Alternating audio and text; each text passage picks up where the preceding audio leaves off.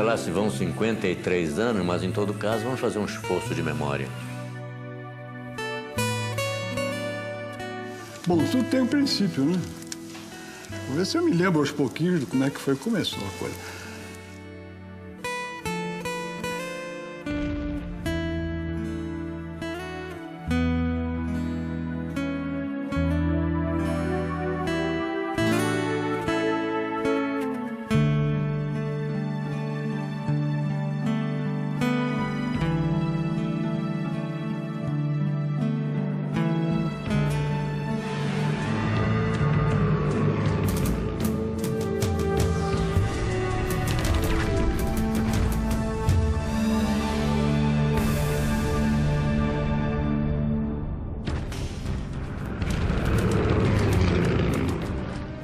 Em 1942, a dura realidade da guerra na Europa se mostra para os brasileiros como acontecimentos de uma terra distante.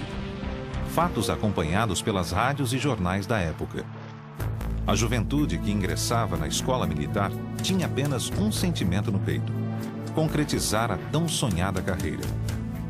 Jovens em cujos corações cresceriam sentimentos de revolta, detonados principalmente por uma série de acontecimentos ocorridos na costa brasileira. Houve uma sucessão de torpedeamentos de navios nossos. E o povo nas ruas exigia uma reparação a essa agressão totalmente descabida, com perdas inúmeras de vidas valiosas, vidas brasileiras.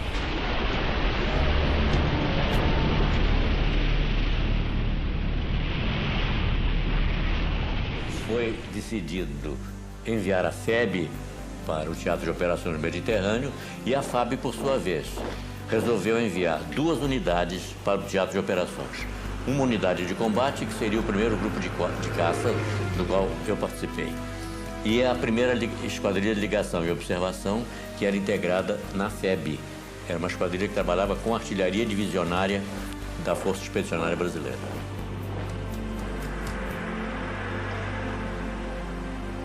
E foi criado o grupo de caça em 18 de dezembro de 43.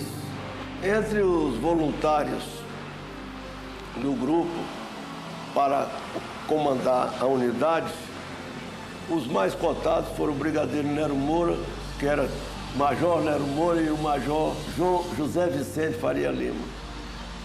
Na disputa entre os dois, o Faria Lima chegou a dizer para o ministro Salgado Filho o seguinte: olha, eu tenho as mesmas qualidades do Nero e eu gostaria de ir porque eu sou mais antigo. Uma dessas conversas aí, o Nero aí rebateu dizendo assim: eu sou ministro, o Major Faria Lima é engenheiro e eu só sou piloto. Se eu for abatido na guerra, se perde um piloto. Ele é tão piloto quanto eu, mas se ele for abatido, vão perder um piloto e um engenheiro. Além do mais, é minha função e as unidades são comandadas por pilotos de combate, não por engenheiros.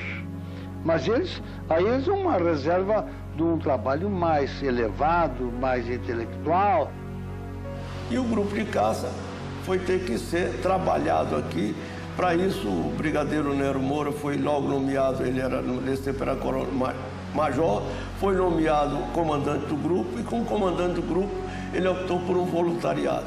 Ele escolheu 16 oficiais e 16 sargentos como seus homens-chave, como os homens que iriam para os Estados Unidos para entrar numa unidade tática de combate, para aprender o que era uma unidade de combate. Fomos para a Flórida,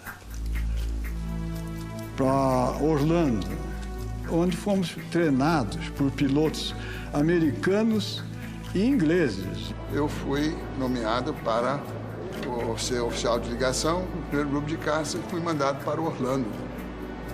Ali é que eu já tomei o primeiro contato com o primeiro grupo de caça como tal.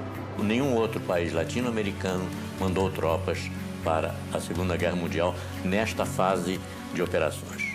As minhas instruções de Washington, do Pentágono, eram que o primeiro grupo de caça tinha que ser um sucesso. E se qualquer um no teatro de operações, mesmo que fosse o comandante do teatro, criasse obstáculos, eu entraria em contato direto com o Pentágono, que eles resolveriam o caso. Terminada a etapa de treinamento em Orlando, os 32 homens-chave partiram para o Panamá. Para um lugarzinho chamado Água Dulce. Que nem tinha água, nem era dulce, que era um lugar muito seco e árido, mas chamava Água Dulce.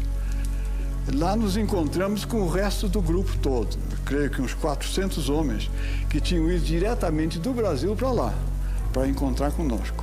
Aí então já se sabia que se ia para a Itália, que era um grupo de aviação de caça e que ia fazer parte de um esquadrão americano, de um grupo americano, que nós chamava-se grupo, mas nos Estados Unidos era esquadrão. Íamos fazer parte de um grupo americano e lutar junto com eles lá. O nosso treinamento foi excepcional, porque tivemos um coronel Dissesway que era rigoroso no voo e disciplina. Ele nunca perdeu a oportunidade de nos parar assim, num momento qualquer que a gente começava a afrouxar as instruções e assim, lembro, os senhores estão treinando para o combate. Essa é a última chance que os senhores têm. Vamos prestar atenção e vamos levar isso a sério. Quando a gente começava a correr um risco ou outro, a fazer uma manobra que fosse arriscada, que não estava previsto, ele dizia assim, eu não quero aqui ninguém morto, porque morto dá trabalho. Tem que arranjar pelotão para dar tiro, toque de silêncio, enterrar e cerimônia fúnebre. Eu não quero ser testemunha de cerimônia fúnebre de ninguém aqui, nenhum brasileiro.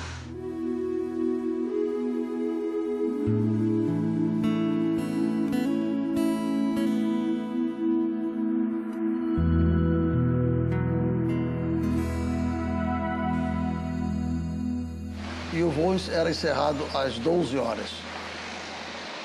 Daí nós íamos para o rancho, onde havia uma grande dificuldade de assimilação à comida americana. A comida horrível. Um certo dia, o Dissesway veio falar comigo. Está havendo um problema muito grande, porque os pilotos não estão prestando atenção, eles não estão seguindo os voos, não estão conseguindo me acompanhar. Eu disse, olha, coronel, eu acho que talvez seja a comida. Mas, enfim, havia necessidade de se comer e, aos poucos, todos foram se habituando. Daí, o nosso apelido de avestruz, porque tudo que davam para nós comíamos. Era aquele bando de gente, assim, com aquele cap branco, assim, parecia mesmo avestruz. E comendo as coisas mais disparatadas para o brasileiro lá.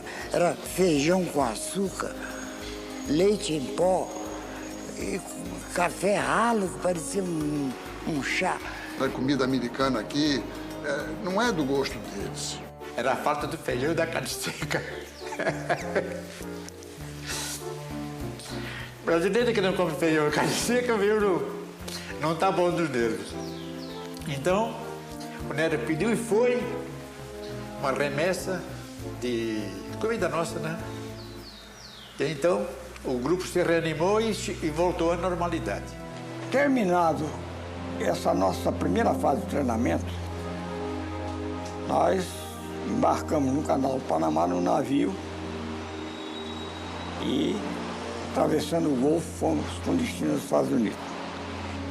Embarcamos num trem e fomos para a base Suffolk, onde, então, entraríamos em contato com o nosso famoso P-47. Ele foi transformado em caça-bombardeiro. Não houve avião alemão caça-bombardeiro que se ombreasse com o P-47. As 8 metralhadoras dele eram a raso, porque eram uma potência tremenda de fogo. E era muito bom. Nós nos deslocamos dos Estados Unidos para o front italiano no navio que tinha sido francês, mas estava arrendado pelos americanos para transporte de tropa, o USS Colombie. E foi uma viagem de carregava muito risco, porque era uma zona frequentada pelos submarinos alemães. Mas eles tinham uma belíssima escolta, que os alemães de vez em quando furavam com uma facilidade. Não tivemos sorte. Lá para as tantas, não sei quem é que teve ideia, se foi o Rui, ou se foi o Meirinho, não sei. Só olha, nós precisamos bolar o nosso símbolo aqui. E na discussão aí, olha, a coisa que mais caracteriza a gente aqui é o fato de nós sermos avestruzes ainda, comendo esses negócios. Isso é boa ideia e tal. Quem é que é mais parecido com avestruz aqui? Era o Lima Mendes. Aí eu pedi ao Lima Mendes para posar um pouquinho, fiz a caricatura dele, depois adaptei a cara do avestruz. Com essas cores que estão aí, que eu vou explicar o significado delas, e mais o termo Sentapua, que quem trouxe isso foi o Rui. Então eu desenhei as cores, todo mundo conhece. Isso aqui é uma nuvem. Ali o avestruz trepado na nuvem, que é o chão do avião. O vermelho ali é o céu de guerra. O escudo é a bandeira brasileira, é o escudo do Cruzeiro do Sul. Armei com uma pistola, que era o tiro, né? Botei o cap, né? Aquele cap. E depois que nós entramos em combate e que começamos a levar tiros dos alemães lá, fizemos mais aquele flaco estourando ali. É esse aí, a história do Sentapua. É muito simples. Simples. E eu acho que engraçada também, né? Bom, tomamos um navio nos Estados Unidos, chegamos a Livorno, tomamos um trem e num dia de muita chuva, num trem todo furado, vamos acabar em Tarquínia, uma cidadezinha perto de Roma, do tempo dos etruscos. Em Tarquínia, a área a nós destinada já estava pronta, as barracas montadas, era uma ala num lugar sujeito a alagar, a época era de chuva, lama.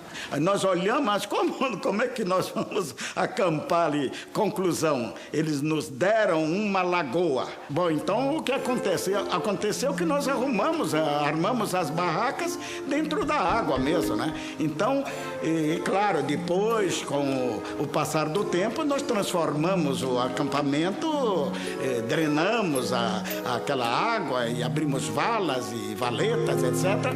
É um período muito triste foi aquela nossa chegada, e nós também já sofremos aquele impacto da guerra, porque antes era tudo treinamento, agora nós estávamos na guerra propriamente dita, né? A guerra na Europa em outubro de 44 se caracteriza pelo embate de diversas frentes aliadas, que pouco a pouco empurram os alemães para a Europa Central. Ao mesmo tempo, estrategistas aliados optam por manter os combates contra os alemães entrincheirados no norte da Itália, pois, do contrário, as divisões inimigas poderiam sair da Itália e ir reforçar as frentes oriental e ocidental da Europa, comprometendo e certamente estendendo todo o desenrolar do conflito no velho continente. Enquanto isso, resta ao povo italiano do norte pôr esperança nos exércitos aliados e aguardar o momento de ter a mesma sorte que seus irmãos do sul, serem libertados do jugo nazista. Quando nós chegamos na Itália, nós encontramos a guerra, vamos dizer assim, academicamente, na segunda fase do combate, que era a interdição do campo de batalha. Não permitir que o inimigo trouxesse suprimentos para a linha de frente, para a linha de bombardeio, para a terra de ninguém, para a bomb line, um lugar onde era de um lado era o lado amigo, de outro lado era o lado inimigo. Nós fomos treinados para fazer a guerra total, principalmente a obtenção da superioridade aérea. A obtenção da superioridade aérea é avião contra avião, é destruir o avião, o inimigo no ar, para a gente poder ter liberdade de manobrar na terra. Chegamos na Itália, essa fase já estava realizada. As estatísticas comprovam. A porcentagem de perdas em ataques a objetivos no solo é muito maior do que nas missões de escolta ou interceptação. No combate aéreo, luta-se contra um inimigo em igualdade de condições. No ataque ao solo, o avião está vulnerável, em linha reta de bombardeio, restando ao piloto aguardar o momento certo de soltar suas bombas e recuperar a altitude, escapando como pode da artilharia antiaérea. Quando eu cheguei, fui me apresentar ao coronel Nilson, que era o comandante do 350. Aí ele falou em inglês comigo. This is the first time I have had my squadrons all together in one location. And I have not asked for this group of South Americans. I don't necessarily want them here, but I don't want any problems with them. Aí eu retruquei em inglês também para ele, dizendo, Colonel, one day you will be very proud to have had this Brazilian fighter squadron under your command, because you do not know what they are or how they are. At the time they arrived, naturally, it was a big question mark for us, as it would be with anybody. They were coming in new. We had no idea what their capability was. We knew they were well trained, but what kind of fighters they would be, we didn't know. And so we held our opinions and waited to see what would happen.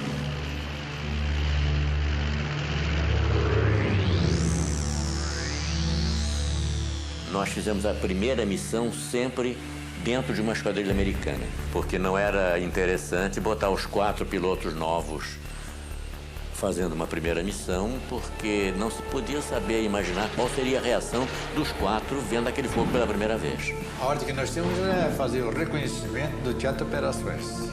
Eu acho que eu fui um dos primeiros a voar, não me lembro se teve alguém antes de mim, não, mas eu sei dizer que eu fui dos primeiros a voar. E aí foi um espetáculo para mim, porque as luzes incandescentes tomaram conta do meu, assim, do céu, eram as traçantes, né? Eu pensava assim, Joel, entre esse aqui e outro lá, tem mais 4 balas que estão no meio aí, entendeu? E me acertaram. Acertaram 2 balas, entendeu, no meu avião. E eu posso dizer que não posso me esquecer dessa missão. É natural, né? A primeira missão é o batismo de fogo, como se diz. Eu me recordo que eu suava demais. Na recuperação, eu puxei com tanta força que a máscara chegou a descer do rosto. Não é questão de ter medo, é questão de ter preocupação, de cumprir a missão e defender o nome nosso da FAB, que estava lá, porque eu era um dentro de 3 americanos. Então eu não podia fazer feio. Eu era o número 4 de uma esquadrilha de 4 aviões americanos. 3 eram americanos e eu lá atrás.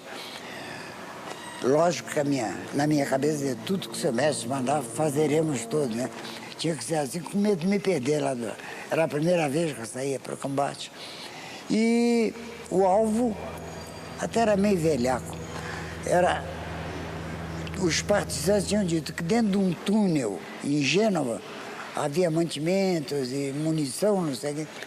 Então, o comandante, que se chamava, por coincidência, Captain Brasil, quando chamava Brasil, eu respondia, ei, então, não era eu, era ele. E então, chegamos lá em cima do túnel, ele mergulhou, jogou a bomba dele lá dentro do túnel, veio outro, não mergulhou. Quando chegou a minha vez, o túnel tinha passado já. Aí eu tive que fazer assim para pegar o túnel. Quando eu fiz assim, bati com a cabeça no canopi lá em cima. Eu digo, puxa, eu não sabia que eu era tão ardoroso assim. Eu nasci para caça. Isso aí foi velhaco. Aí foi embora. Na volta, nós estávamos em Tarquínia ainda. O outro esquadrão americano, que era rival desse, que estava em Tarquínia, com o qual eu voei, no 342, ficava em Pisa. Aí o Captain Brasil, passou, deu um rasmose na pista lá de Pisa, puxou um tonoleta. Eu digo, agora esses safados vão ver que brasileiro também sabe fazer essas coisas. Aí o segundo puxou, pá, puxou o tonoleta. O terceiro estava muito perto, não deu para fazer, e eu também. Eram 4, não pude fazer. Aí aterramos. Aterramos, e aí fui para aquela rotina, depois que o avião estaciona. desliga isso, desliga tudo, tem que desligar e tal, tira o fone, e desabotou o cinto. Quando eu vou desabotar, estava desabotoado. Eu na afobação de sair, primeira missão, guerra, nunca tinha feito isso na minha vida, esqueci de abotoar o cinto. Se eu tivesse feito tonolento, em vez de eu demonstrar que o brasileiro era bom, esses brasileiros são umas porcarias, morrem fazendo tonolento, morrem no chão na hora. Aí sim, quando eu saí para fumar um cigarrinho, estava difícil acertar a ponta do cigarro, sabe? Tremia, feito maravilha. A minha primeira missão foi feita no dia 6 de novembro de 1944. Era uma missão de ataque a posições de artilharia ao sul de Bolonha. John Richardson Cordeiro e Silva e o aspirante da reserva convocado Fernando Correia Rocha estavam entre os brasileiros escalados naquele dia. Você era acordado pelo oficial de operações. Para não acordar os outros companheiros, ele ia muito devagarinho até a sua cama e chacoalhava você e dizia: fulano, você vai voar. Eu parecia que ouvi o seguinte: Rocha, você vai morrer. Eu voei como número 4 da esquadrilha comandada pelo Major Gable. O Cordeiro voou como número 4 da esquadrilha comandada por um capitão Watson, se não me engano, Watson. Ele atacou o objetivo, a esquadrilha de trás, ela se distanciou um pouco para fazer o ataque, o objetivo era a mesma zona. A antiaérea já começou em cima da primeira esquadrilha, que era o Gable, né? Eu, quando mergulhei, era o número 4, eu mergulhei e soltei minhas bombas. E até hoje eu estou para saber onde é que foram as bombas. Na recuperação, a esquadrilha, que eu era o número 4, não recuperou para o alto, mas quase que colou no solo e começou a pegar alvos logo ali perto de Bolonha. E eu fui seguindo, atirando no que eles atiravam, né? Sem ter muita noção daquilo que eu estava fazendo, né? Logo em seguida, pelo rádio eu ouvi a seguinte conversa: ele já foi, he's gone. E aí um perguntava: who is gone? Aí a outra voz respondia: I think that was the Brazilian. Eu acho que foi o brasileiro. Aquilo, na minha mente, foi como se tivesse uma coisa assim, estourado uma bomba dentro de mim. E eu, então, quando eu vi it was the Brazilian, como éramos dois brasileiros, eu até tive instintivamente, uma reação de me apertar. Eu estou vivo. Então foi o Cordeiro que morreu. O Cordeiro foi abatido. Ele era do C5. O assistente do mecânico, quando viu que o avião não regressou, chorava feito criança. Então, para ver a emoção que tinha os mecânicos na esperança do regresso do seu piloto e do seu avião. Bom, morreu o Cordeiro, demos uma Adelphi para ele, tomamos um pileque de vermute, que era a bebida que nós tínhamos no acampamento, sentimos a morte dele cantando, brincando, como ele representou para nós o que ele foi no Panamá, foi nos Estados Unidos e estava sendo no grupo. De forma que a primeira missão foi apenas para sentir como era de fato o negócio depois que o pano subisse. Que não era mais conversa nem briefing, era para valer.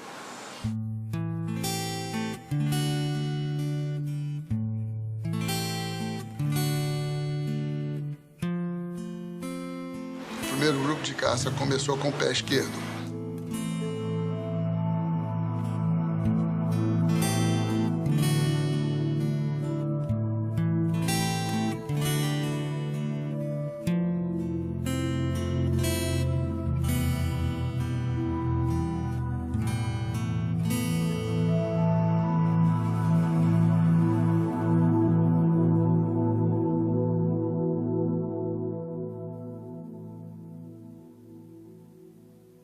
Aí eu suponho que o coronel deve pensar, meu Deus do céu, o que foi que veio cair aqui para cima de mim?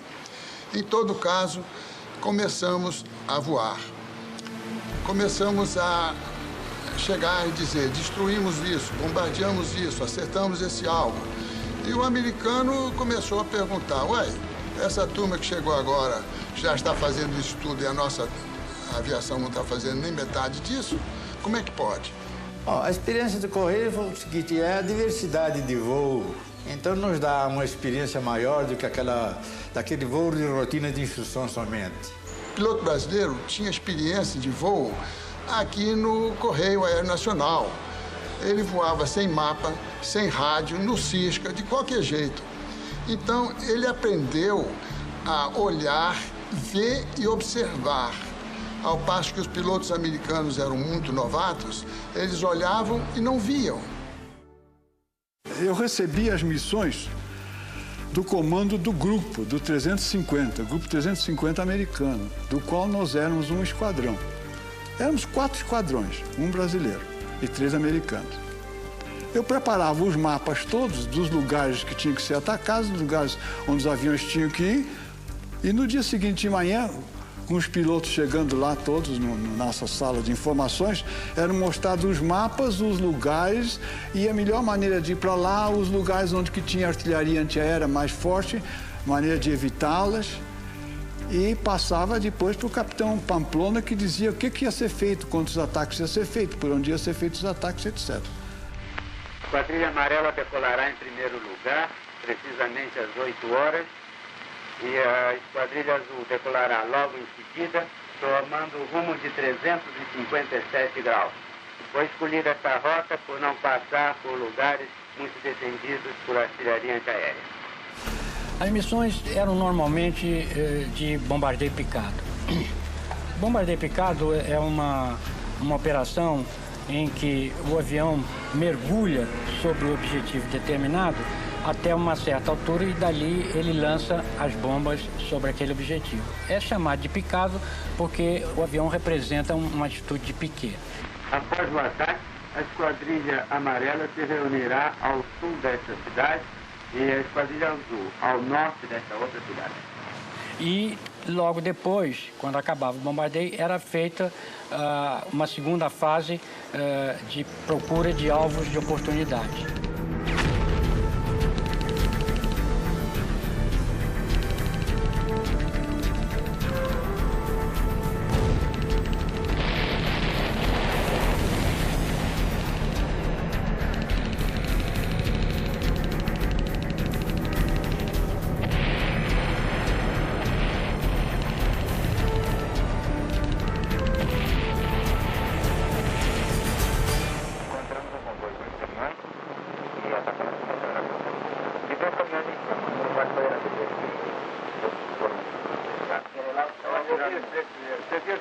Realmente, 2 impactos na ponte, um nesse lado da estrada, lado norte, e o outro lado sul.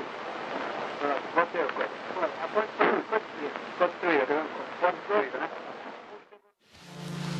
Então, nós movemos o grupo inteiro no mês de dezembro para Pisa, que era praticamente encostado na linha gótica, encostado nos Apeninos. Foi uma experiência maravilhosa, porque foi um grupo de terra na frente, depois seguiu outro, enquanto os aviões estavam voando, fazendo a missão. Quando voltassem, não pousariam mais em Tarquina, pousariam em Pisa, onde estaria todo o grupo já. Pisa foi a nossa segunda e última base na Itália. Depois de passarmos 2 meses em um acampamento, dormindo em barracas de lona, com maior desconforto, chegamos numa cidade que tinha sido bombardeada, não totalmente, apenas em alguns locais.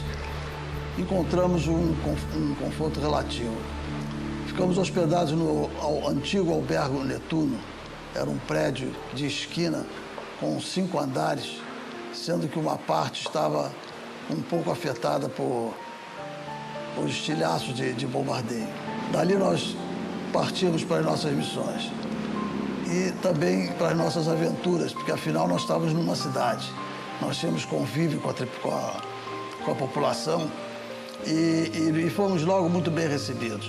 E confraternizávamos com os italianos, jogávamos basquetebol, futebol. Era uma vida relativamente, vamos dizer assim, boa, mas tinha as missões que não eram... cada dia eram mais duras. A antiaérea alemã cada dia mais forte.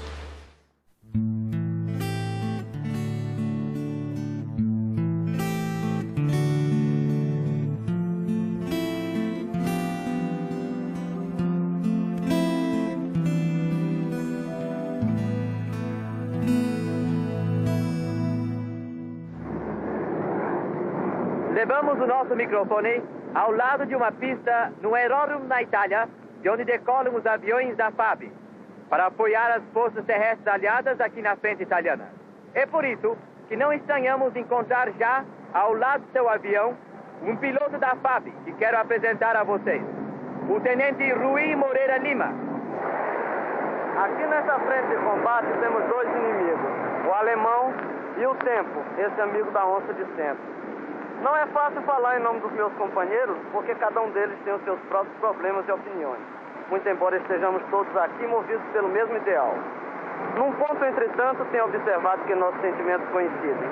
As saudades que sentimos de casa são imensas e se transformam, sem dúvida, numa das maiores provações da guerra.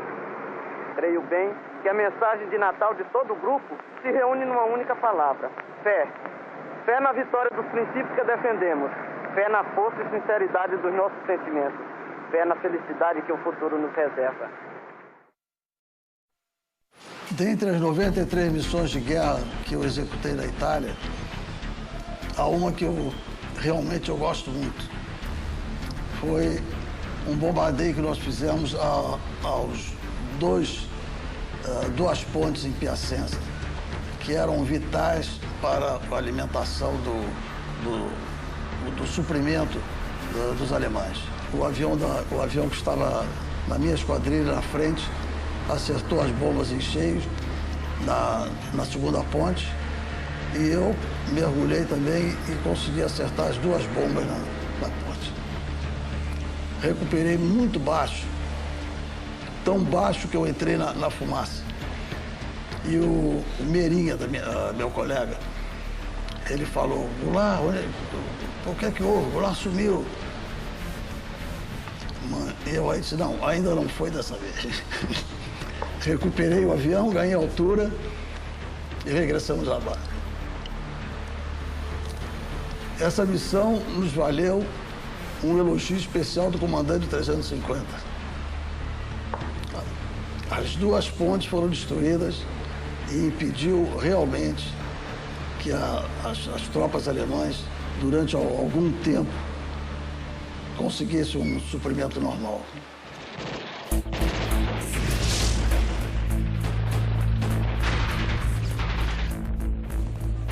E eu me recordo de uma missão que nós realizamos em Monte Castelo. A FEB fez 3 tentativas para subir lá, tomar conta do morro, do Monte Castelo.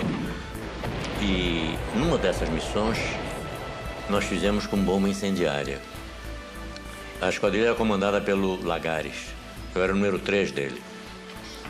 E eu me recordo que em cima do morro, as trincheiras estavam todas feitas, o que dificultava justamente a subida da tropa brasileira. Eles estavam a cavaleiro da situação e qualquer brasileiro que pusesse a cabeça de fora, eles metralhavam lá de cima. Então era imprescindível que essas trincheiras perdessem a sua ação, ficassem inativas. E coube ao Lagares comandar essa missão, da qual eu fazia parte. E com bombas incendiárias nós fomos atacar essas trincheiras.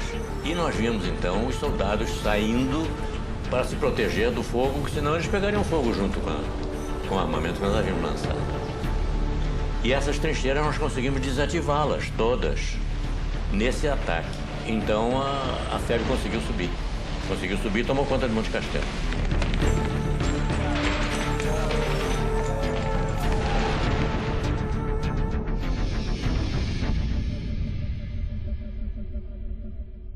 Efetivo de todo jeito, todos nós. Não é vantagem nem desvantagem. Aconteceu com todos nós. Não é mais coragem nem menos coragem. São ossos do ofício. Entende? No início, os pilotos mandavam a gente fazer muito zigue-zague para evitar antiaérea. Depois, a experiência vem e a gente verificava que o projetil do chão para 12 mil pés levava mais ou menos 10 segundos. Então, a gente ficava na reta e contava 1001, 1002, 1003. Quando chegava a 1008, mudava de rumo. E, normalmente, a antiaérea explodia ali e não acertava. Quer dizer, o 88 realmente só nos acertava numa casualidade ou num tiro de sorte. E a gente ia assim até atingir o objetivo. Se o objetivo tivesse descoberto, então o comandante da esquadrilha mandava tomar a posição de mergulho, quer dizer, as esquadrilhas ficavam uma ao lado da outra e era então iniciado o mergulho individual. Cada um mergulhava e fazia a sua pontaria, soltava as bombas e já tinha uma certa instrução se a recuperação seria pela direita ou pela esquerda. Este era o momento que a gente podia ser atingido, porque eles tentavam de 40 milímetros e do 20 milímetros eles não atiravam propriamente no avião. Eles atiravam com espoletas para explodir numa determinada altitude. Então aquilo formava um prato de explosões em que o avião tinha que passar através dele porque a gente ia mais baixo do que 5 mil pés para lançar as bombas. Cada um levava lá a sua, ou escapava, ou pegava pequena, mas de uma maneira geral eles acabavam acertando alguém. O que se fazia sempre era colar no chão. Porque, veja bem, as armas antiaéreas estão sempre em pontos altos. Torres de igreja, colinas, essa coisa. Então, se você colar no chão, uma colar de cortar grama. Eles param de atirar, porque eles atirariam neles próprios.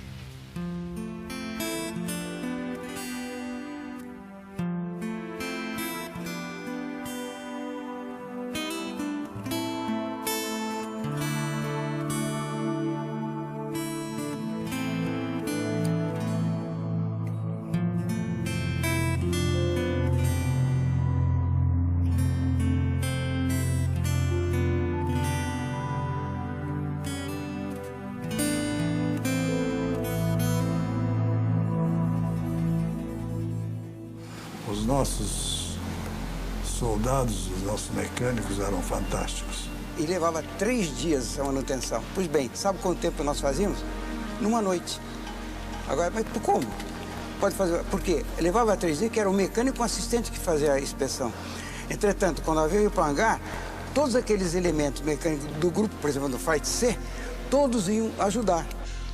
Lá, uma bela tarde, tive uma comissão de inspetores americanos examinando os meus aviões. Eu era chefe de uma esquadrilha, a esquadrilha C. E havia um livro para reportagem dos defeitos apresentados nos porta-bombas e nas metralhadoras. Pois bem, um dia essa comissão me apareceu lá e começou a me olhar, e, sem conversar comigo, olhar o avião e ver o nosso trabalho. Depois de algum tempo, o avião saiu para a missão e então o chefe da comissão veio falar comigo. O senhor é o chefe da equipe? Eu disse, sou. Por que o senhor não anota defeitos apresentados no material de armamento? Eu disse, por quê? O senhor não apresenta defeito nenhum, como é que eu vou anotar? Mas não tem defeito? Não. Como é que o senhor faz para não dar defeito nas metralhadoras e nos porta-bombas? Eu não faço nada, faço apenas manutenção do material. Pronto. Aí eles saíram de boca fechada e foram embora. Nós tínhamos 25 aviões e estavam sempre disponíveis 23. Eles diziam, como é que vocês conseguem? Simples. É um ajudando o outro. Prosseguindo na estatística cruel de perda de 3 por mês, nós perdemos 2 pilotos no dia 4 de fevereiro. Foi o Joel Miranda e o Danilo Moura.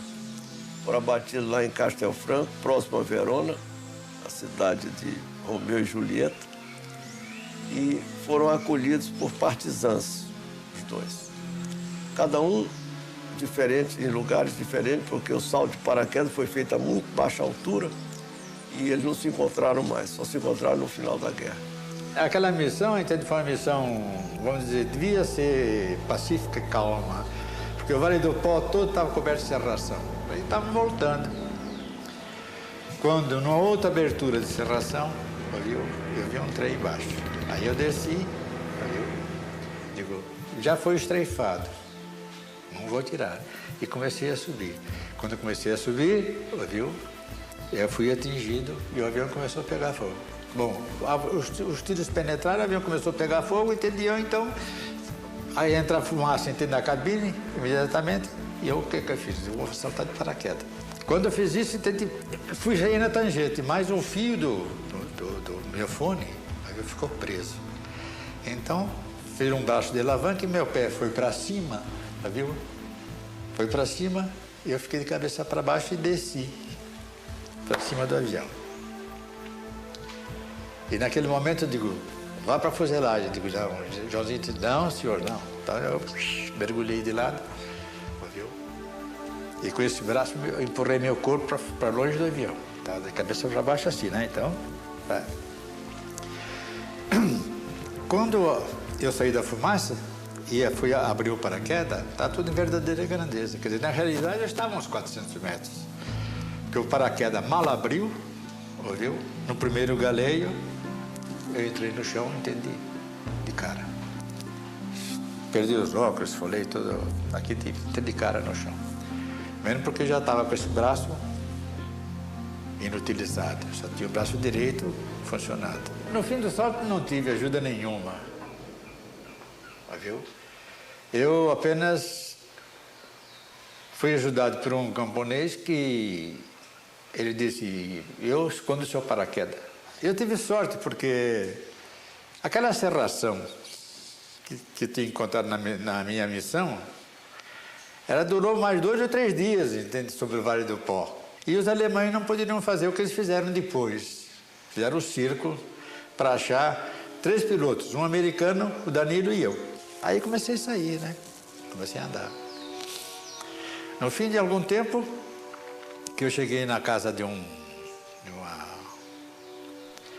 mulher, bati, né?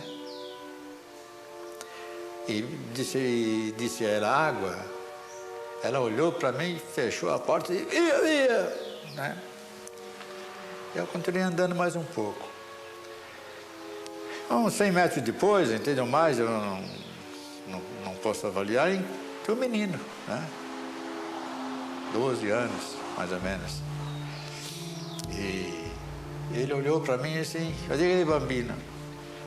Eu disse, quero água, disse para ele. Ele disse, vem comigo. Eu me lembrei que as instruções, óbvio, era que os partisanos, quando ajudavam, eram por intermédio de uma criança. E bom, está de acordo com o figurino, né? Então eu continuei andando. E ele me levou na casa dos pais dele. E então, quando o pai chegou, ouviu, podia ser 10, 11 horas da noite, não sei, não lembro. Ele conversou comigo. Ele disse, então eu vou buscar um inglês que está foragido aqui nessa região para poder tirar você daqui. Ele já está cansado de beber vinho, acho que está ficando de pileque quando chegou o cara, né? Ele disse, o inglês está aí fora. Bom, está na esquina do lado de fora da casa. Eu peguei minha pistola, armei, saí. Andei, cheguei até perto de um vulto, né? Está perto do vulto aí uns 2 metros, mais ou menos. Eu digo, você que é inglês? Ele me respondeu, eu sou soldado do 8º Exército. E estou aqui já desde 1942. Digo, mas você não é inglês. Sua pronúncia não é de inglês. Não, estou sul-africana. Tá bom. Eu disse, meu nome é Steve Groove. Tá bom. Aí, ficamos conhecendo. Me apresentei, tudo certo. Foi com a ajuda de Steve Grove que Joel Miranda conseguiu ser examinado por um médico italiano chamado Tino Ghiotto. Joel, no salto, fraturara o ombro, além de ter torcido o tornozelo. Ir ao hospital de Campo Sampiero era sua única esperança. Mas tinha uma dificuldade, que o Tino, italiano, ele era não andava lá, quer dizer, ele trabalhava lá, mas a direção não era dele, era só de oficiais alemães, médicos, né? Então, como é que eu ia utilizar o equipamento de raio-x, sem que o alemão soubesse? Então, as freiras inventaram o seguinte: vamos fazer uma homenagem a ele, a médico alemão. Nessa homenagem tem que durar 1 hora, que era tempo de eu entrar, fazer radiografias e sair. Entendeu? E assim foi feito. Mas acontece que, não sei se por um defeito qualquer lá, a radioscopia não deu certo. Então ele teria que fazer a radiografia mesmo, entende? Aí então 10 dias depois tem que voltar lá. Aí já está ficando mais ambientado, porque quando eu entrei lá a primeira vez, né, passei pelas guardas do QG, viu? Olhei assim, eu falei, puxa, eu não devia ter vindo aqui, né? Porque aqui é a boca do lobo, né? É a toca do lobo, né? Mas, tudo bom. Pela segunda vez já estava sem vergonha, então pude fazer as coisas com mais naturalidade, entende? Tudo isso. E a radiografia então mostrou exatamente a fratura da cabeça do homem, aquele negócio tudo, e o caminho que ele devia fazer para consertar meu braço. Eu estava com 20 dias de engessado, quando os alemães começaram, entende, a se retirar, então a cercar uma porção de coisas lá. Então eu tive que retirar, entende, o gesso, viu? Porque se me encontrasse engessado, sabia o que o médico tinha feito. Então eles iam atrás do médico que tinham feito, né? Certo? Então tiraram fora. Quando os alemães começaram a passar, viu? Eu disse para ele, disse assim, olha Steve, tem aqui a minha pistola 45, só dá um pente de munição, tem 6 tiros e você pode usar um na agulha, é o 7º tiro. Ele disse, não, você é um oficial, entendeu? Eu não posso pegar a tua... Mas eu levo, eu não vou utilizar mesmo. Com o braço com o motor aqui, não vou fazer nada aí, entende? Mas acompanhava os partisanos atacando as tropas dos alemães, né? E o Steve, juntamente com outro, que era o chefe dos partisanos, entende? Que era o chefe da estação de lá, viu? É que comandava os ataques às tropas, né? E foi numa dessas que pegaram o Steve, né? Aí um capitão da SS olhou para ele e disse assim, você é inglês, né? Você é meu. Deu 2 tiros nele. Um aqui, outro aqui.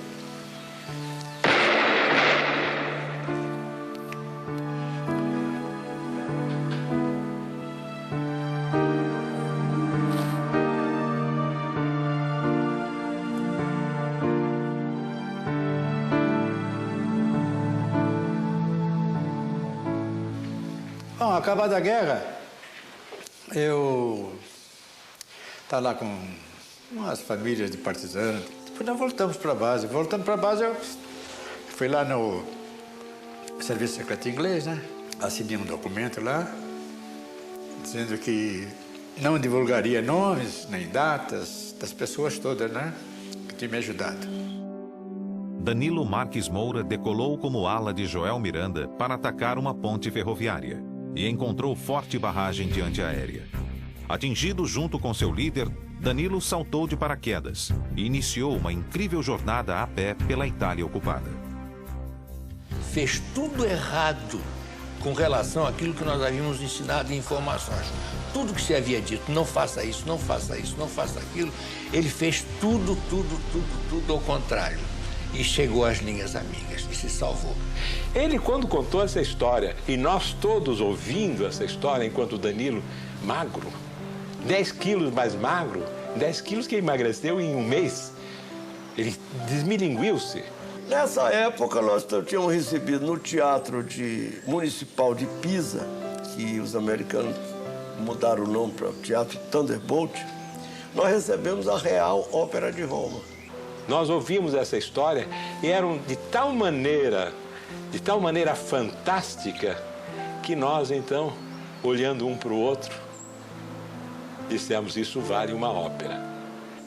Vamos fazer uma ópera, vamos.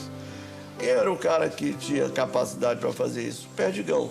E fizemos uma ópera em 5 atos. A Fuga de Danilo Moura. É claro, influenciado por aquelas áreas e aquela coisa toda que ainda estavam nos nossos ouvidos, né?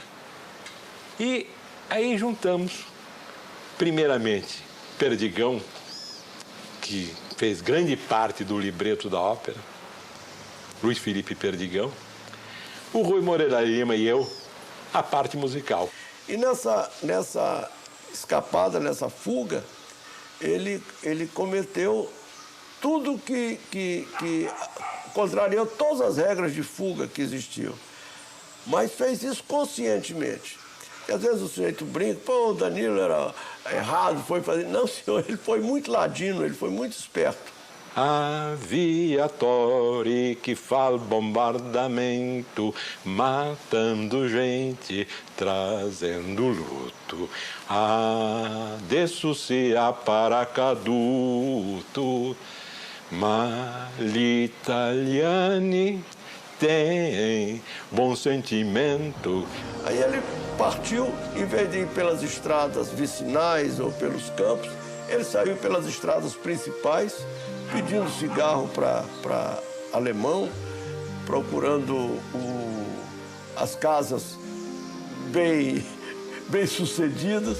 E ele então pedia água. Então pedia, per piacere, voglio un bicchierino di acqua o vino, sono sfolato per la guerra. Dal bombardamento de un'altra terra. Ele fazia isso porque a figura dele estava, de fato, deplorável. Ele estava machucado, estava ferido, qualquer pessoa teria pena. Ele contava uma história de cobertura dessa, mais por gestos do que por palavras, que ele estava com a boca muito inchada. E alguns italianos o acolhiam sem a carteira de identidade, outros não aceitavam a história dele, brigavam com ele, não, para fora daqui, eu não quero via. Então, na ópera, nós fizemos isso mais ou menos da seguinte maneira. A pessoa que ele se aproxima na casa pergunta da carteira de identidade. E ele diz que não tem carteira. E então ele responde, senza carteira che si può fare, buonasera, andare, andare. Signor vedere, per piacere. Senza portare una carteira, só buonasera. E bum, bate a porta na casa dele. E lá vai ele de novo, naquela caminhada em direção ao sul, que é a nossa base, passando por coisas incríveis. Ele se deu conta que estava do outro lado do pó. Aí disse, puxa, como é que eu vou atravessar? E fez 4 tentativas para atravessar o pó. Nesses 4 locais, ele não tinha um passe. E entrava na fila, chegava lá, o pessoal levava um passe pro alemão, dizia Heil Hitler, o alemão dizia Heil Hitler, o guarda, passava. E ele só chegava lá e dizia Heil Hitler e voltava para trás, porque ele não tinha passe. Escondido num monte de feno por um italiano, Danilo esperou 3 dias até que o passe para a travessia fosse arranjado. Mas ele ainda precisaria de mais um favor dos italianos. Quando atravessou o rio, ele pediu a bicicleta do italiano. Depois, esse é meu instrumento de lavouro, eu trabalho com isso e tal. Ele disse, mas, poxa, estou cansado, olha aí como é que eu estou. Ele estava realmente, ele perdeu 19 ou 20 quilos naquela travessia, com muita fome. Aí o Seito me emprestou a bicicleta para ele. No final da guerra, ele deu uma bicicleta nova lá para o italiano, deu dinheiro, levou mantimentos. Ele, 6 dias depois de Sassuolo, ele chegou em Pisa. E a chegada foi sensacional. Esse reencontro para o comandante Nero Moura foi pessoalmente especial. Eu estava em operações, aí entra o Nero Moura, nosso comandante, com um lenço branco no pescoço, aí diz assim, Osias, sabe quem está aí? Eu digo, não. Meu irmão, Danilo está aí. pela primeira vez eu o vi vibrando, mas vibrando de alegria. Seu nome é Danilo de Moura. Seu posto é segundo tenente. BO é 345. E agora, me conte toda a sua história. Não conto, nem posso contar.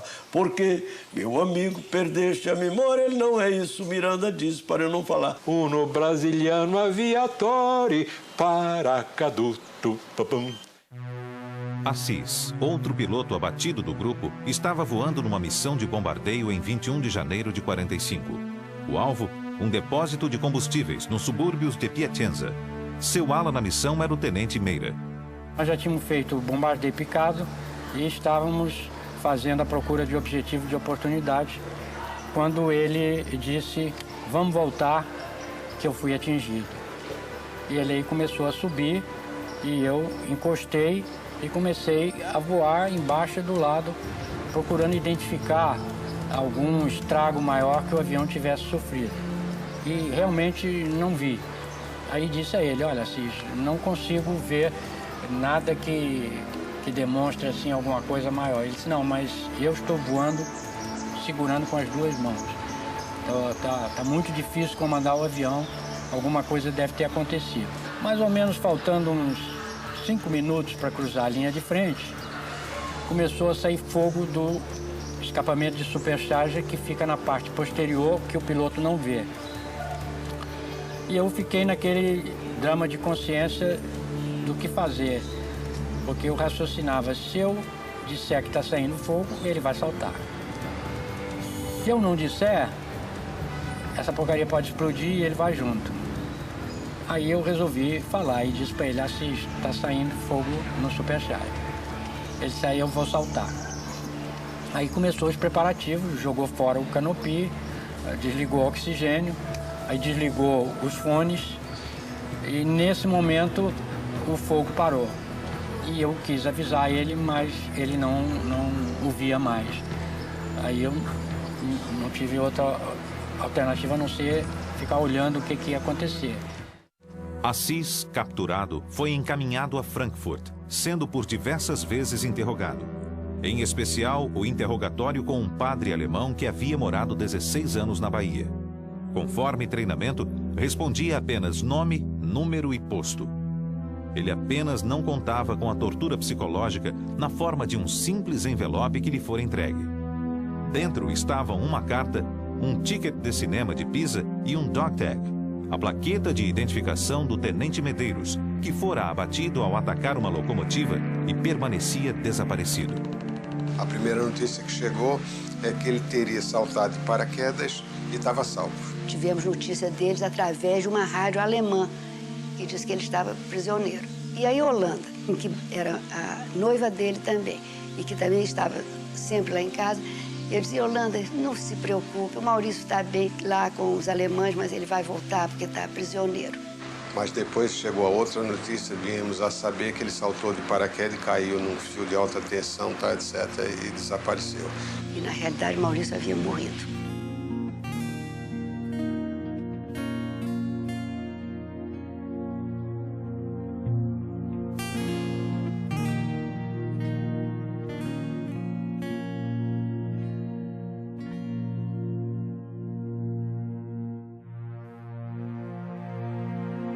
Em 18 de fevereiro de 45, Assis foi levado com mais 400 prisioneiros para o campo de Nuremberg.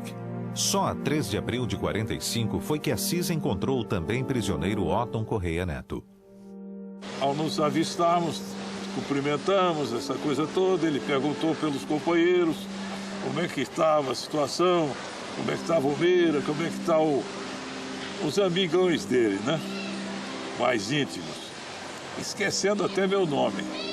Aí eu notei que ele estava atacado de alguma coisa, né? Porque estava sangrando nas gengivas, que era uma avitaminose, como consequência já do seu mês e pouco de prisioneiro antes de mim.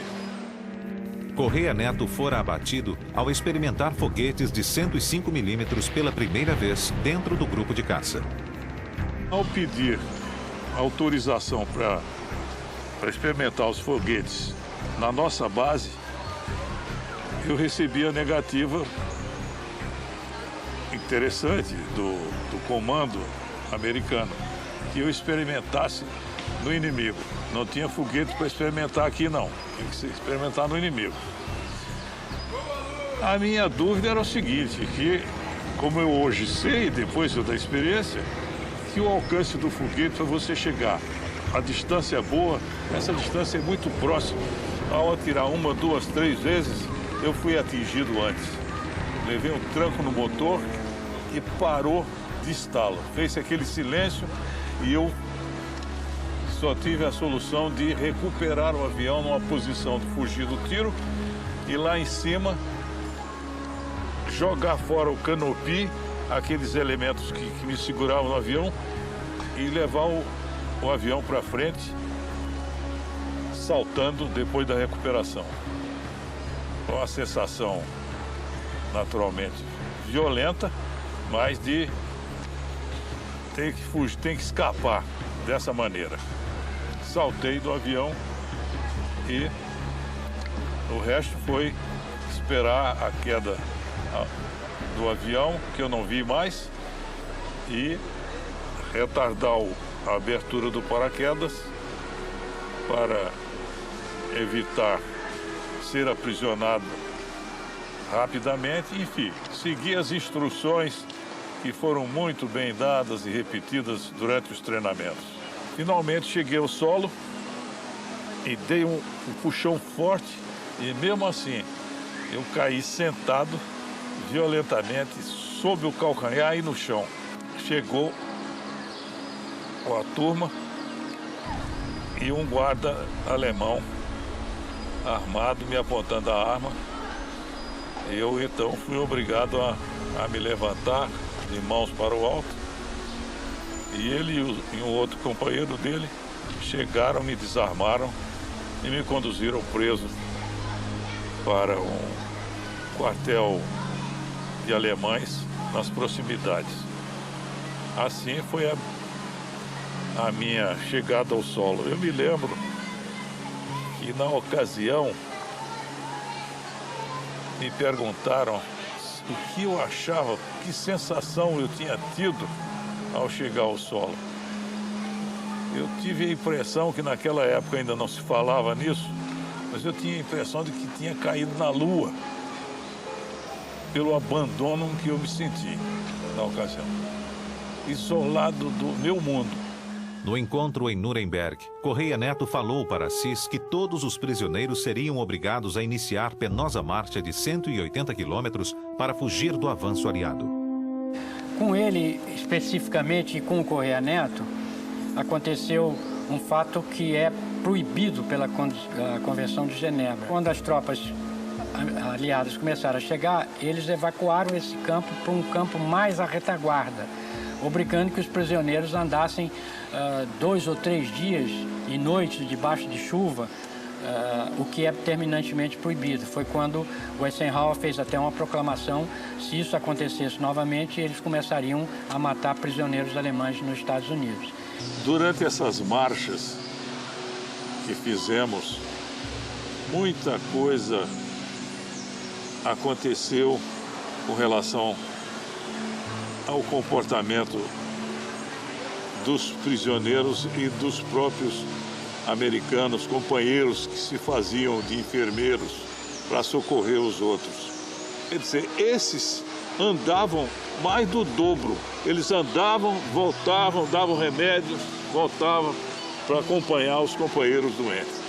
É uma demonstração de solidariedade, de companheirismo a toda a prova. Isso eu vi, não esqueço nunca mais. A 15 de abril de 45, entraram no campo de prisioneiros de Mosberg, a nordeste de Munique. A permanência em Mosberg foi até 29 de abril, dia que as tropas do general Patton invadiram a cidade. Houve umas rajadas de metralhadora que assustou, fez muita gente procurar abrigo e, em seguida, uma gritaria infernal, mas ao mesmo tempo alegre. Foi o que aconteceu quando as tropas ultrapassaram o campo e não se via mais guarda nenhum, todo mundo meteu o pé e nós ficamos felizes de ver do outro lado da cidadezinha de Mossberg a bandeira americana. No dia que ele chegou, eu fui recebê-lo lá no campo, né? Aí quando ele desceu do B-25, eu confesso que intimamente eu olhei para ele e disse assim, poxa, não deve ser tão difícil esse negócio de prisioneiro, porque ele estava gordinho, recheado, entendeu? Aí chegou e entregaram ele para os médicos, né? Uma semana depois, o homem estava emagrecendo assustadoramente. Aí eu ainda mexi com os médicos, pô, o cara vem gordo, o cara na mão de vocês aqui, vocês estão emagrecendo. Ele disse, estava inchado. Quer dizer, ele tinha tido piorreia, basite, tinha passado o diabo naqueles campos de concentração, não propriamente de maltrato. Há um engano muito grande ao longo dos anos. Aquilo que se vê no cinema, dos judeus e tudo aquilo era um problema estrito da SS, do Hitler. As Forças Armadas não participavam daquilo. É claro que a vida era difícil, no lugar de dormir 10 tinha 40, não tinha comida, mas aquele tipo de atrocidade nunca foi.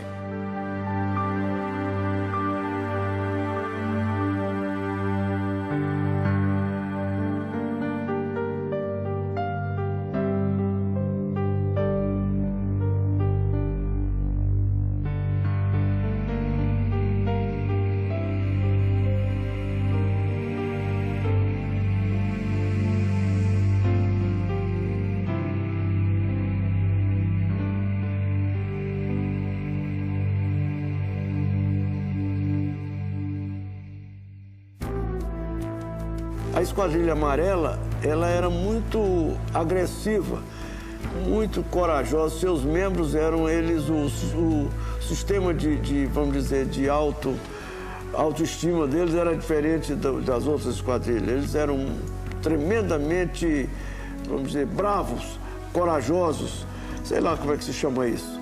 Então, eles perderam essa esquadrilha toda. Caiu o Joel, caiu o Danilo, caiu o Dornelles, caiu o Medeiros, caiu o Brandini, caiu o Mota Paz. Acabou a esquadrilha, acabou a esquadrilha. Como não tinha piloto de recompletamento, passaram a ter 3 esquadrilhas só. E nós passamos com esses 22 pilotos a voar com 3 esquadrilhas.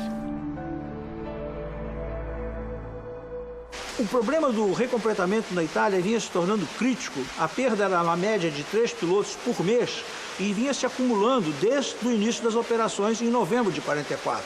A minha impressão pessoal disso, e pelo que eu vivi posteriormente, é que realmente o Ministério não viveu a situação.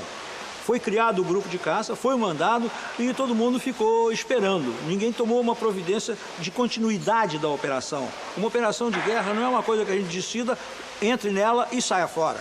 A gente tem que dar uma continuidade, tem que haver suprimento de material e tem que haver ressuprimento de pessoal, que é o recompletamento. Sem isso, a unidade simplesmente para.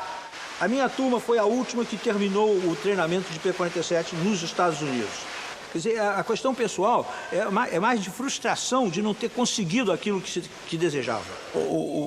Não veio o recompletamento, nós aí passamos a voar mais. Voando mais, nós nos tornamos veteraníssimos. E no final da guerra, as 2 últimas semanas da guerra, também não é mil panos ser brasileiro, não.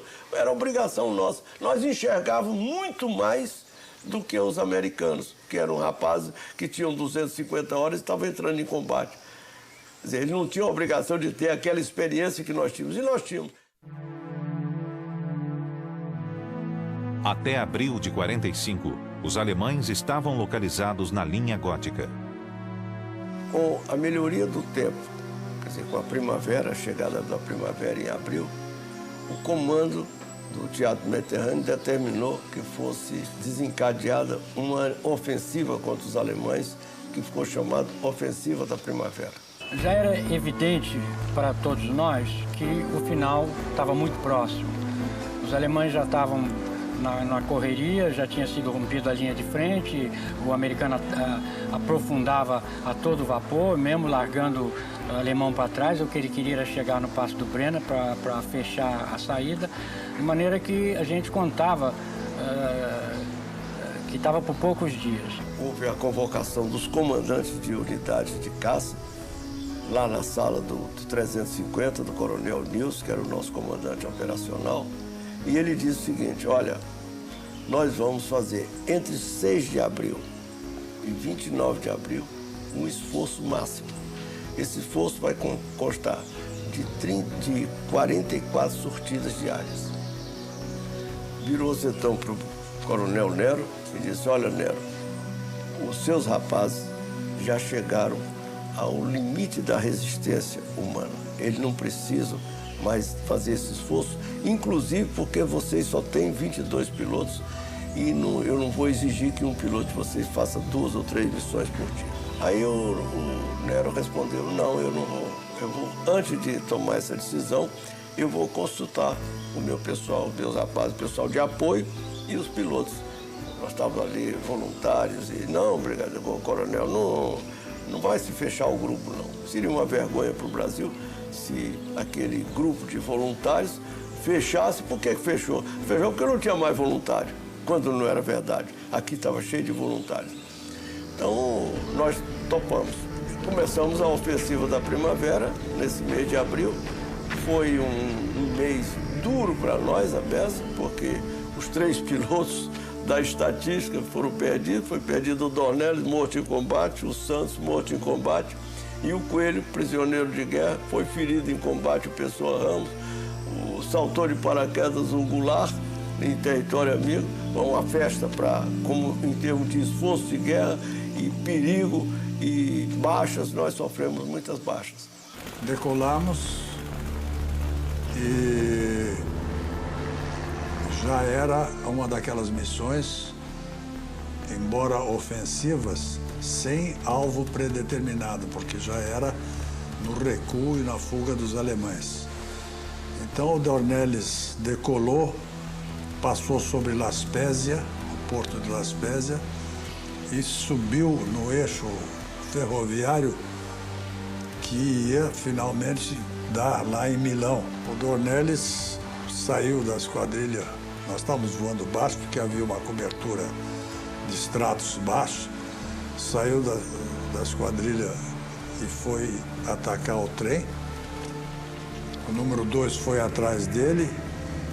Eu fui também, e o 4. Mas quando o Dornelles passou, ele já foi atingido na ida e já saiu pegando fogo, foi bater nos prédios da cidade.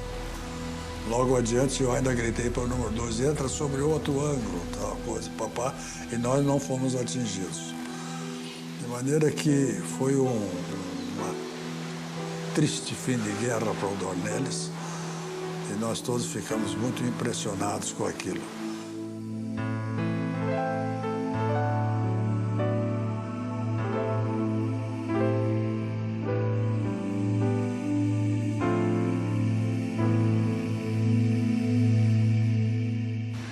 O ataque rasante, além dos perigos da antiaérea, quando você fazia um ataque a um depósito de combustível ou a um depósito de munição, você corria o risco de explodir com a explosão.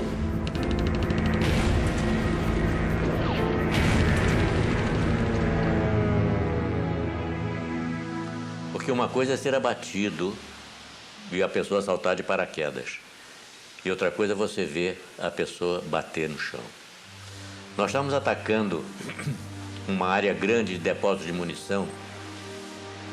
Para você ter uma ideia de grandeza, era uma área descampada, vamos dizer, de 500 por 500 metros, grosso modo, onde havia várias cabanas meio enterradas no solo. Então, essas cabanas, com a terra que eles tiravam do fundo para enterrar, deixar a munição lá embaixo, eles faziam mais ainda uma proteção para dificultar ataques a essas cabanas, a essas palhoças, e cobriam com palhoça e tal, para parecer que eram cabanas. E cada um de nós, então, mergulhava e atacava uma palhoça dessas, que era um depósito de munição. E o Santos, quando entrou no mergulho dele e deu no gatilho, na hora surgiu aquela bombinha atômica na frente dele. Porque por estar enterrada a munição, ela só podia explodir para cima.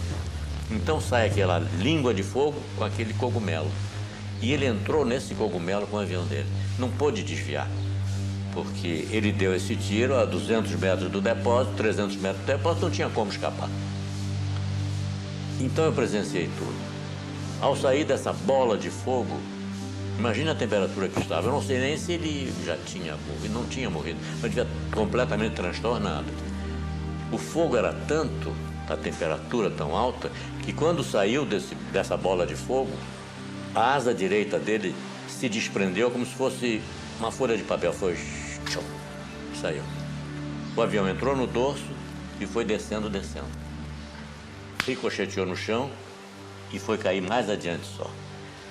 Eu só pude saber mais tarde, depois de terminada a guerra, eu fui ao norte da Itália, a nordeste, porque o coronel Nero mandou 3 expedições para o território inimigo recolher pilotos que tivessem saltado de paraquedas ou pilotos que tivessem morrido.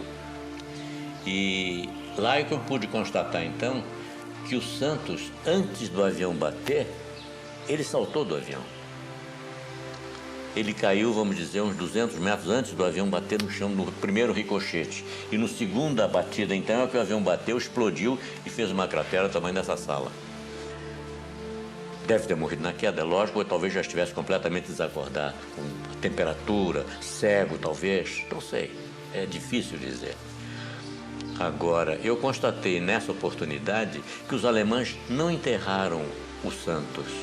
Eles estenderam o corpo dele, cobriram com pedras e puseram uma cruz que eu trouxe, está em Santa Cruz hoje, na base aérea de Santa Cruz, com a placa de bronze, com os dados que ele tinha no dog tag, aquela identificação que nós tínhamos no peito. Eles puseram num bronze e puseram na cruz. Eu trouxe essa placa, tá aí. Então, aí é que eu vi que ele havia saltado do avião antes, porque eu não vi. Não pude, naquela afobação, vendo o homem morrer, é demais, não é? Não deu.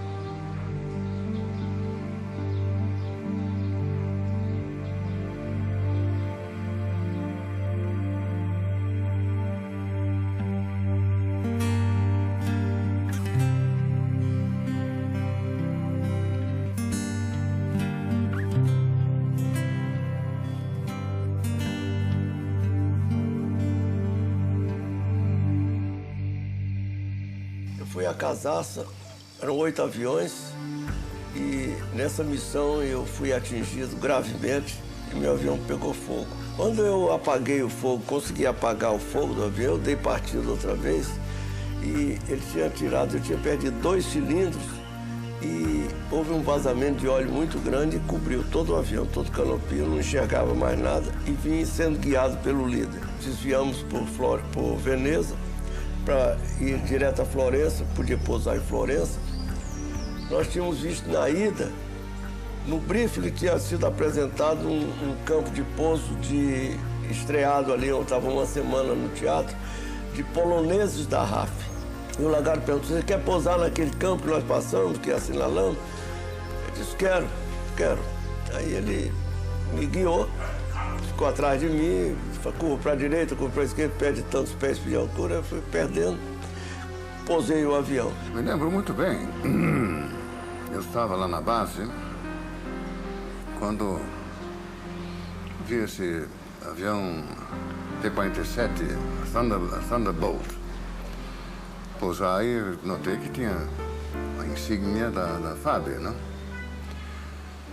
E também dava para se ver que ele tinha sido atingido, porque o avião estava encoberto com óleo. Quando eu pousei sem rodas e fui até o final da pista. Na pista eu saí de dentro do avião, muito sujo de óleo, com essa vista queimada, porque eu fiz 2 tentativas de olhar para fora, e a primeira com os óculos levei olho no rosto. A segunda, nova tentativa, aí me queimou a própria vista. Eu entrei, peguei um jipe e fui lá para... Tem que estabelecer um contato, porque eu presumi que o piloto a bordo possivelmente necessitaria algum auxílio, não? Eu cheguei lá no campo e saiu a ambulância, o carro de incêndio, e veio um jipão, e no jipão, sentado no capô do jipão, vinha um inglês do seito da RAF, fardado da RAF, estava condecorado. Farda da RAF, hein?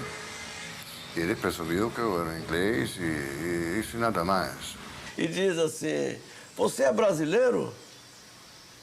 E eu esperava tudo, menos encontrar um sujeito da rapa falando português daquele jeito. Eu digo, yes. Ele, yes, coisa nenhuma, seu filho dessa. Como vão as mulheres de Copacabana, ainda estão farreando muito. Peraí, de onde é que você é? Eu sou de Curitiba, sou filho do inglês, estou metido nessa guerra e não sei o quê. E depois dele ter sido, enfim, atendido na base, hospital da base e tal, nós fomos lá para clubes oficiais, onde eu lamento dizer que ele pegou um porre astronômico. Porque nessa esquadrilha era uma tradição de que, quando houvesse algum incidente fora do normal, o cozinheiro polonês tinha uma mistura dele mesmo, vodka, mas mais forte que vodka, chamada de spirit. Então, se metemos uns copos de spirit no Primeira Lima, aquela vibração, eu devia ser fundo branco, né? Aí eu botei com eles todos, né? Eram 2 dedinhos, beberam, tiraram o copo, eu fui tirar o copo, as 10 mãos seguraram o copo e eles me deram um pileque de vodka. Que ele terminou bem, vamos dizer, embriagado, não? Até chegar em uma turma lá de Pisa para socorrê-lo. Eu aí desmaiei, eu entrei numa coma alcoólica, perigosa. Veio um avião me buscar com o Eudo e o Gibson. Fui ao hospital de Livorno, também ainda sem acordar. Quando acordei no dia seguinte, eu estava cheio de fio no braço. E o que houve? Ele disse, como é que eu estou? Aí o Lutero, porra, tia, quase tu morre de porre. Se me perguntasse se tu morreu de guerra, eu dizia, morreu de porre. O Lutero era filho do presidente Vargas e era nosso médico lá no esquadrão. E quando nós estávamos nesse diálogo, o Horácio telefonou lá de Pisa, perguntando como é que eu estava. Eu entrei na linha, falei com ele. Ele, você está pronto para fazer uma missão? Eu estou pronto. Quer dizer, é porque não existia piloto, não é que a gente estivesse pronto ou não estivesse pronto. Tinha que estar pronto, porque senão não saía a missão e tinha havido o Nero Moura tinha assumido a responsabilidade de cumprir 44 sortidas por dia. Aí eu fui para lá e voei.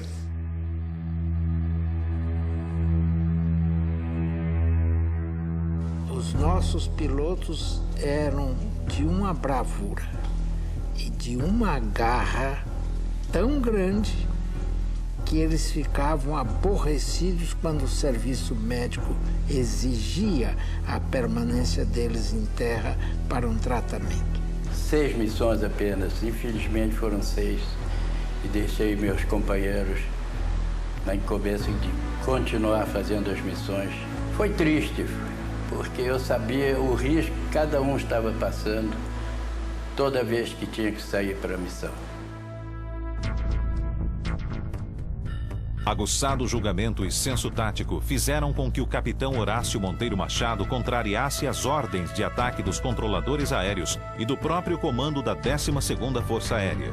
O alvo que lhe deram era, na realidade, o 5º Exército Americano, que acabara de penetrar pela primeira vez as linhas inimigas no Vale do Pó. Foi a primeira esquadrilha do teatro de operações a relatar o avanço aliado. A partir daí, o grupo ficou responsável pelos informes sobre todos os deslocamentos das colunas blindadas aliadas. Não quero imaginar o que significou o dia 22 de abril. O 22 de abril foi o dia áureo para o primeiro grupo de caça. E hoje é considerado o dia de aviação de caça do Brasil.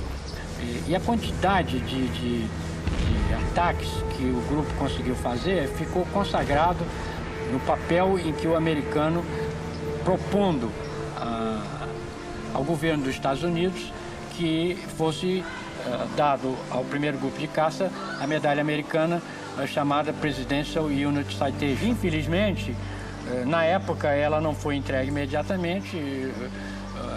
Dizia-se que ela só poderia ser concedida a unidades aéreas americanas. E no ano de 82, nós recebemos a medalha aqui na base aérea de Santa Cruz.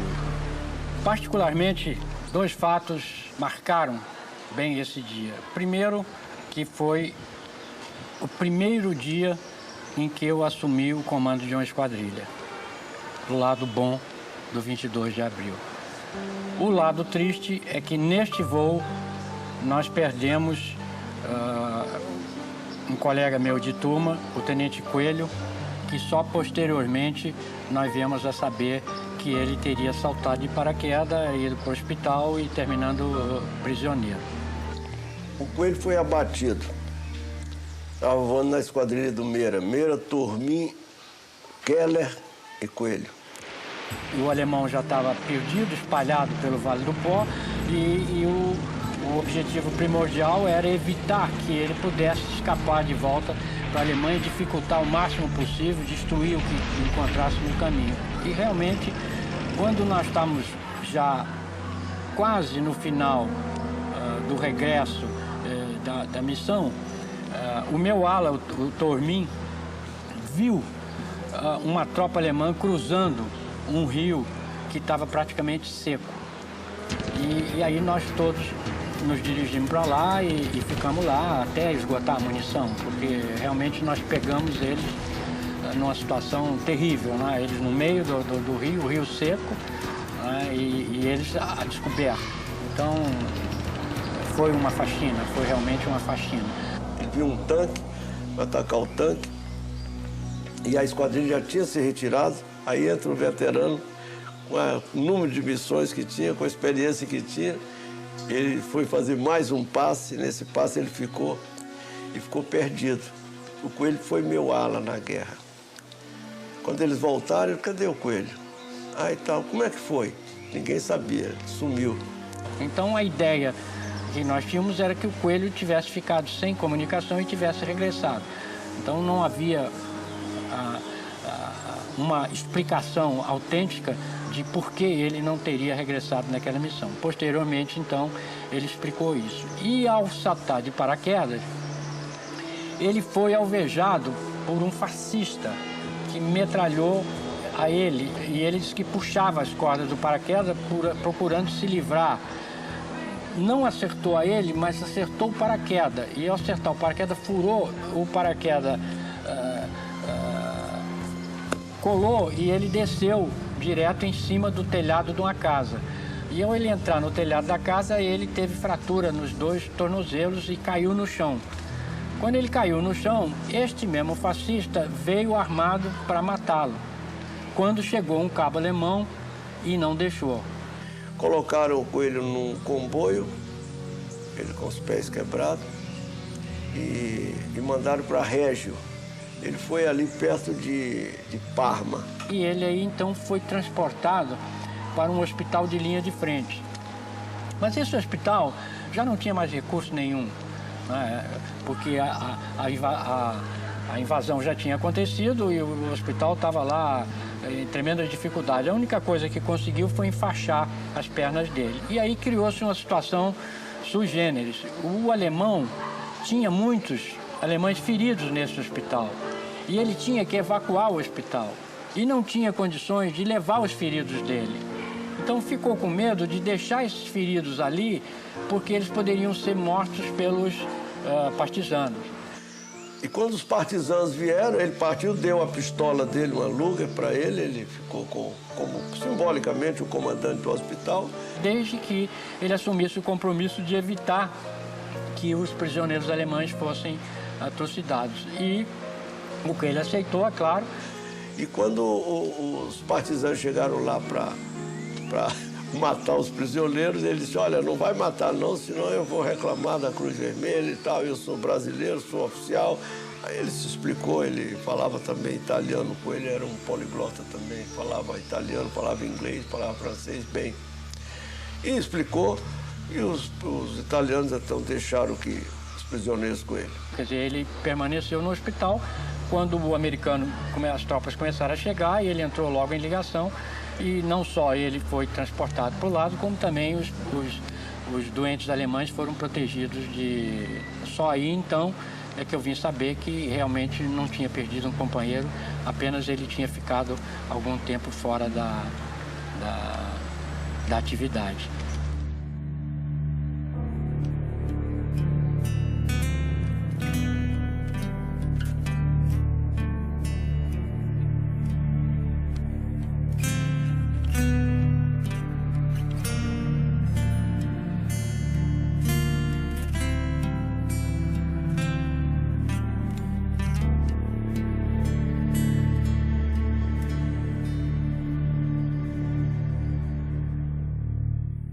Outro foi o Perdigão, ao atacar um trem lá em Casaça.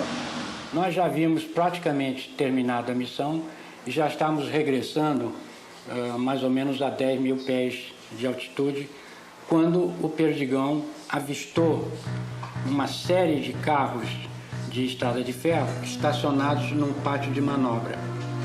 E comentou: olha lá quantos carros, eu vou descer para atacar. Eu me lembro que eu ainda retruquei: Perdigão, eu acho que vai encontrar lixo, porque o alemão nunca deixou um vagão sequer num pátio de manobra, não é possível que essa quantidade, eu acho que tinha mais de 20 carros estacionados.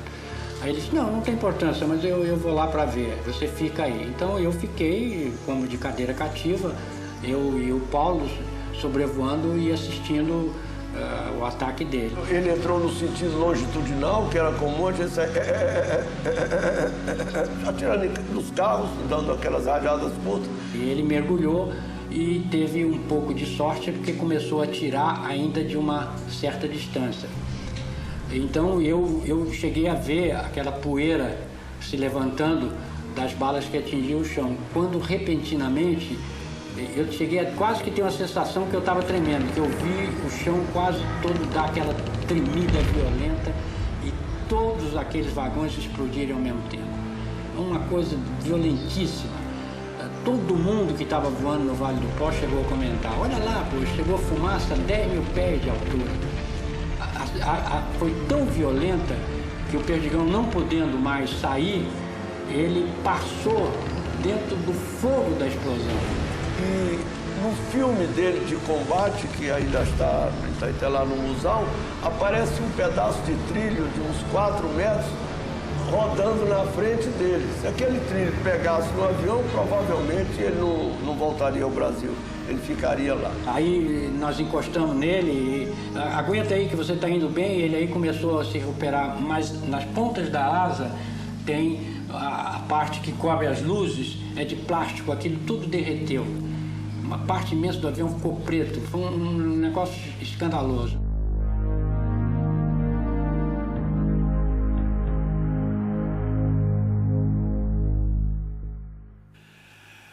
Há dois medos. Há um medo de morrer e há um medo de matar. O medo de morrer todo mundo tem. É instintivo, é natural. O medo de matar, as pessoas mais sensíveis têm também. E no grupo tinha isso. Tinha o medo de morrer, que a gente sentia, que a gente chama de receio, e que a gente sentia principalmente quando começava a missão. Taxiando para o começo da pista, para começar aquela missão, atravessar aquelas montanhas, ir para o lado de lá, o que vai acontecer? Eu vou morrer, eu vou ficar prisioneiro, etc. Mas depois passava. Quando começa a ação, quando a gente começa a atirar, quando começa a manobrar, esse medo, esse receio no piloto de caça, em geral, passa. Mas tem o medo de matar. É aquele que se sente mal quando mata, que chora de noite porque matou e que tem vontade de desistir de todo. Não faço mais isso. Alguns pilotos tiveram esse medo também no grupo de caça e vinham falar com o Intelligence Officer, uma espécie de confessor, que dava conselhos, conversava. Quem sou eu para dar conselho? Conversava, dizia o que eu sentia também. E dizia a eles: olha, essa guerra está para acabar. Você não vai sair agora daqui fugido, aguenta mais um pouquinho. E a maioria deles aguentou e terminaram bem. Eu mesmo me lembro, numa das minhas missões, eu dei uma volta em cima de uma estrada e vi um carrinho pequenininho andando na estrada vermelha. Eu dei a primeira passagem e não atirei. Era hora de atirar em tudo que se movesse, né? Aí saiu um homem de dentro do carro, deu uma volta. Quando ele viu o avião indo embora, ele voltou para dentro do carro. Mas aí o avião estava voltando. E aí eu tive que atirar. E aí o carro explodiu. E é uma coisa que me repugna até hoje quando eu penso nisso. Coitado, né? Talvez não fosse nem de guerra, talvez fosse até contra os alemães. Morreu.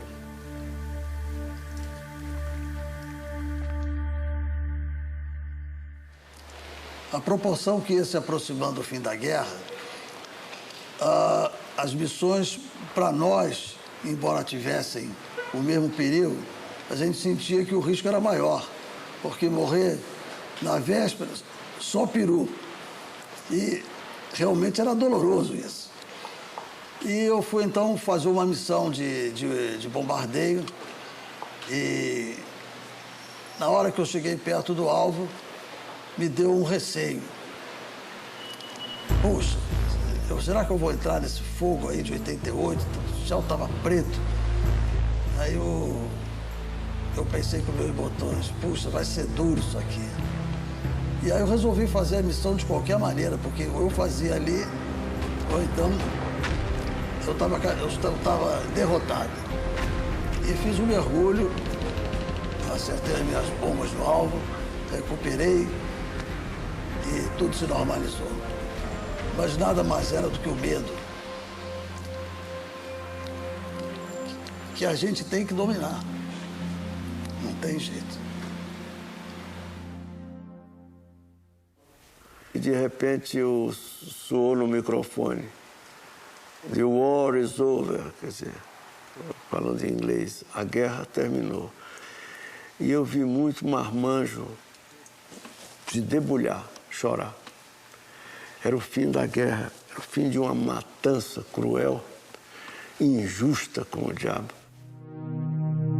O comandante Alberto Martins Torres foi o piloto brasileiro com maior número de missões no teatro de operações. Fez 100 missões na Itália. Esta última ficou bem registrada em sua memória. Quando, a certa altura, o cooler, o controle de radar, transmitiu solenemente: "Attention all flights. Attention all flights. Do not attack. Do not attack. The war is over. Return to your base immediately." Repeat. E repetiu isso. Bom, eu sentia cabelo arrepiar no pescoço, essa coisa, e tudo num só choque. Eu pensei nos meus pais dos que haviam morrido, e, enfim, foi um aglomerado emocional indescritível. De modo que eu sempre digo, esta foi a missão que mais me comoveu. Foi a última missão em que, inclusive, não ataquei ninguém. E a guerra acabou e a gente sabia que não ia perder mais companheiro nenhum.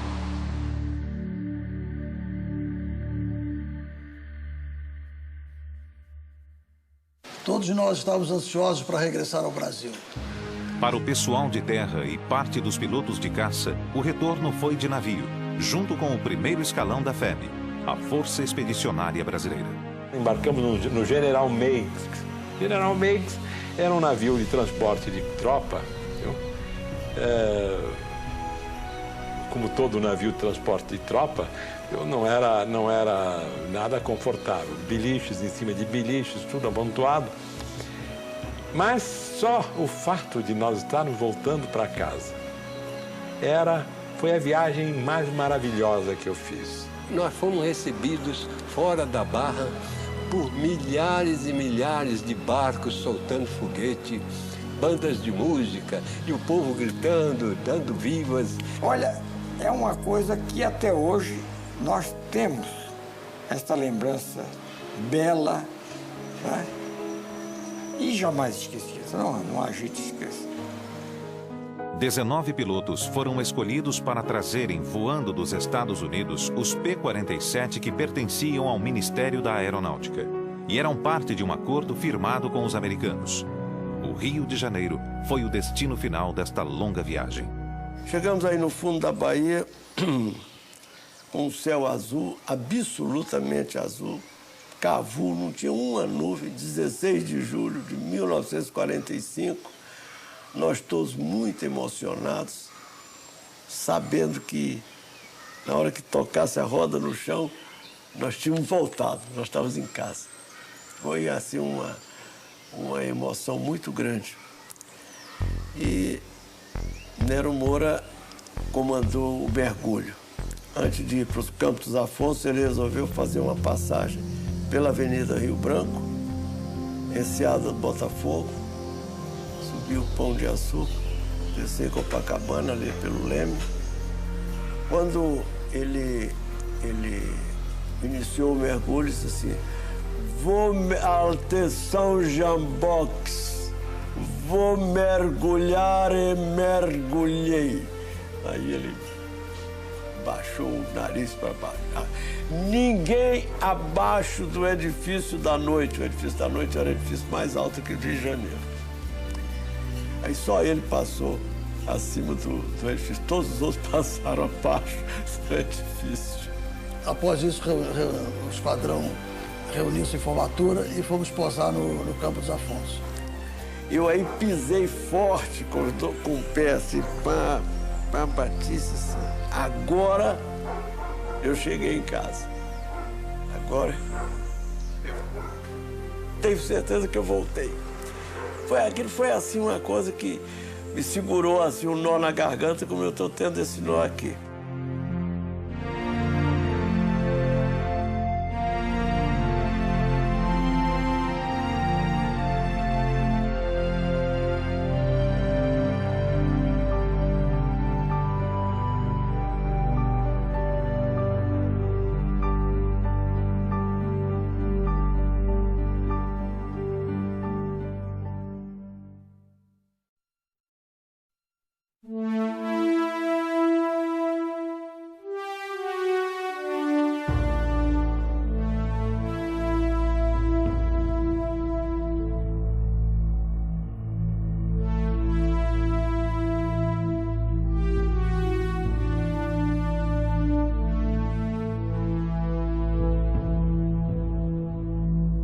Ninguém se considerava ache. Éramos todos iguais. E todos combatentes com uma finalidade única, que era a vitória, né?